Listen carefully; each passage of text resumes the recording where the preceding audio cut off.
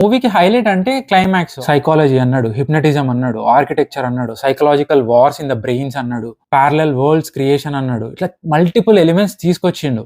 ఇవన్నీ చూసేటప్పుడు నాకు ఒకసారి అట్లా ఇన్సెప్షన్ మూవీ ఫ్లాష్ అయింది. ఇవన్నీ కొంచెం డిఫరెంట్ కాన్సెప్ట్స్.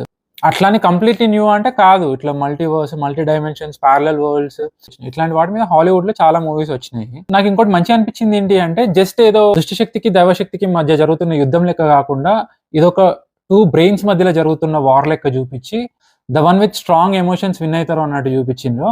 అది కూడా మంచిగా అనిపించింది నాకు. ఆ క్రొకడైల్ తో ఫైట్, వాటర్, శాండ్ ఇవన్నిటికీ కూడా ఒక జస్టిఫికేషన్ ఇచ్చిండు. అది మనకి ఇప్పుడు స్క్రీన్ మీద చూడడానికి క్రొకడైల్ తో ఫైట్ చేస్తున్నట్టు, కానీ తన బ్రెయిన్ లో అది మొసలి కాదు, అందుకే అంత ఈజీగా ఫైట్ చేస్తాడు అన్నట్టు చూపించిండు. సో ఇట్లాంటి బాగా అనిపించింది. కాకపోతే ఏంటి అంటే ఇప్పుడు ఈ ప్రాసెస్ అంతా నువ్వు బిల్డ్ చేసేది క్లైమాక్స్ కోసమే అనేది నీ point of view. But on screen ఏమైంది అంటే సింగిల్ ఫ్లాష్ లో విలన్ ని డిఫీట్ చేసినట్టు అనిపిస్తుంది. కాకపోతే ఏంటి అంటే అది ఇనిషియల్ పర్సెప్షన్ మాత్రమే.